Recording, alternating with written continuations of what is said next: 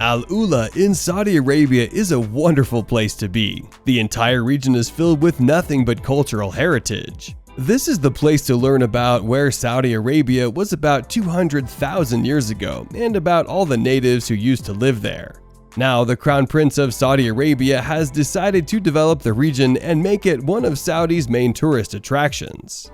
Right now, Saudi aims to make the country less dependent on oil. They are all aiming to make the economy of Saudi Arabia diverse. To achieve this, they have launched a plan to make the city futuristic. Having said that, are you guys curious to find out what plans they have to make this happen? Stick with us a little bit more to find out all about it. Hello, and welcome back to our channel Future Planet. In today's video, we are going to take a look at Al-ula's insane city of the future in 2040. Before we continue, take a moment to subscribe to our channel, Future Planet, for more amazing videos just like this one. So, without any further ado, let's begin.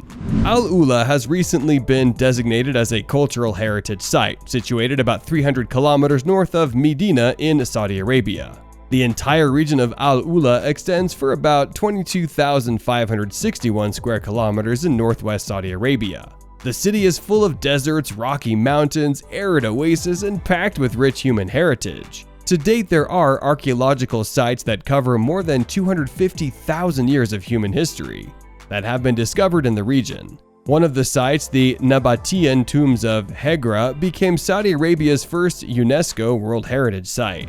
Over the past 4 years, the Kingdom of Saudi Arabia has been setting out its Vision 2030 reform program. This is an ambitious plan to diversify the country's economy, engage local communities, take pride in heritage, and even open up their society to the world. Before it was even a tourist attraction, the locals used to play around here. However, after tourism started becoming more common all over the world, the leaders of Saudi Arabia discovered how important this entire region is and how rich it is in history. So far, the Royal Commission for Al-ula, RCU, has already set up the development of Al-ula with some goals in mind. They are looking to establish the region as a global destination for culture, heritage, and history. They also want to diversify the local economy by empowering it with tourism. Crown Prince Mohammed bin Salman Al Saud hopes to transform the ancient city of Al-ula into an international destination for art, culture, and nature. The very first project in mind is the Journey Through Time Master Plan, in 3 parts. The entire project is said to cost a total of $15 billion. Phase 1, which is an airport expansion, is expected to be completed in 2023. Phase 2 is expected to be completed in 2030 and Phase 3 in 2035. The main goal of this project is to bring in about 2 million visitors and tourists annually. In addition, the project aims to create about 38,000 new jobs for the locals, which will boost the nation's economy by $32 billion. According to the Royal Commission for Al-ula, this city is the world's largest living museum, where contemporary art coexists with ancient heritage. And this is true. The entire region of Al-ula has lots of ancient cultural heritage sites. Some of the most famous ones include Al-Hajir, locally known as Madain Saleh, an archaeological site about 2,000 years old, and the city of Hegra. However, the project ended up being controversial in the West. This was because it was alleged that the Saudi regime was involved in human rights abuses, which included the homicide of dissident journalist Jamal Khashoggi in 2018. On the other hand, France signed a 10-year agreement to promote Al-ula as a global tourism destination. In addition to that, several major museum leaders from Europe and the US have also been on the project's advisory board. Regarding the new plans that the government has for Al-ula's development, they have designated about 5 cultural districts for this. Each district has a different element concerning Al-ula's 200,000-year history. Not only that, but each district will give you a different experience, ranging from museums and gardens to galleries and hiking trails. It also does not leave out food and accommodation options either. There are really a total of 5,000 rooms spread out over eco-lodges, luxury hotels, resorts, and canyon farms that have been carved into the sandstone rocks, but they will be doubled by 2035. The first district is Ula Old Town, which is at the heart of this ancient cultural oasis. It mainly consists of a maze of close-knit streets, mud brick shops, and homes. This town is historically significant as it was inhabited from the 12th century to the 1980s and is being sensitively restored. It is all set in an oasis that clearly shows some of the ancient techniques used for water management, irrigation, and land use.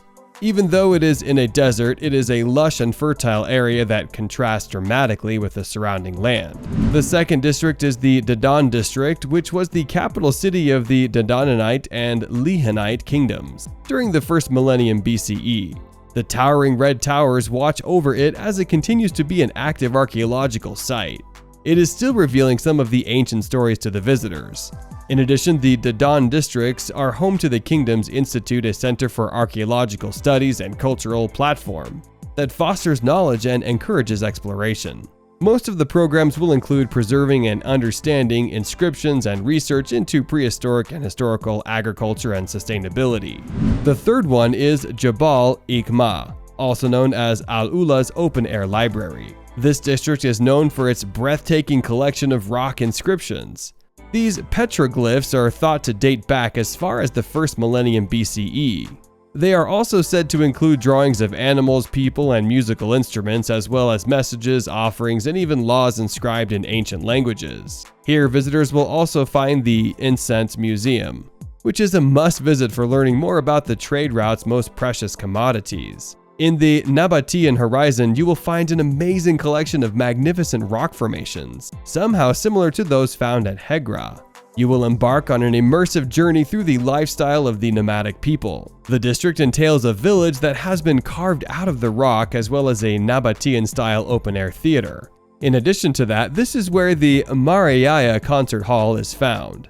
At least the historical city of Hegra, also known as the Silent City, became successful because of its position at the crossroads of the silk and incense routes.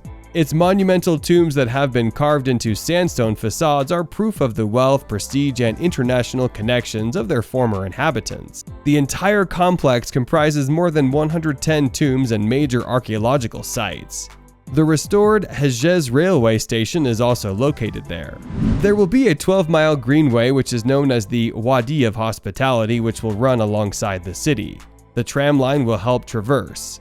In addition to that, the government is planning on building about 15 new cultural assets. These range from museums to galleries, which will all help to create what is being termed a cultural oasis. Moreover, some of the newest plans include launching an international competition soon that will design the Kingdom's Institute International Archaeology and Conservation Center.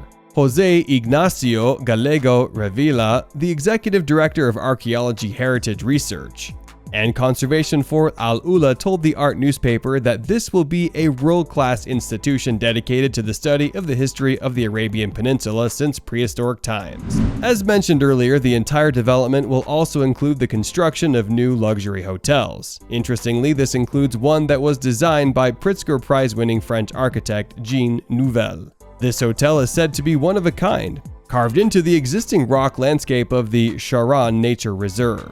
The Royal Commission for Al-ula was founded in 2017 by the Crown Prince, after which he assigned Prince Badir bin Abdullah bin Mohammed bin Farhan Al Saud, who is also the nation's first culture minister, as the project's governor. This is one of the major projects of Saudi Vision 2030, which is a nationwide development project that mainly aims to reduce the country's dependence on oil by diversifying the economy and improving public services and health, education, infrastructure, recreation, and tourism. Even before the government decided to make Al-ula futuristic, there was a lot to love about this cultural city. Looking back at the city, hands down my favorite attraction is the Maraya concert hall. This interesting feat of engineering happens to be the largest mirrored building in the world, but with its design it blends in perfectly with the desert around it. You might even get confused as to where the sandstone cliffs end and the concert hall building begins. Moving forward, we can expect Al-ula to be a futuristic cultural city by 2030, but we'll have to be patient as to know how it will turn out. What do you guys think about Al-ula? Let us know in the comments below. Also, be sure to subscribe to our channel, Future Planet, and hit the bell icon so you will be notified whenever we upload a new video. We'll catch you guys on the next one. Ciao.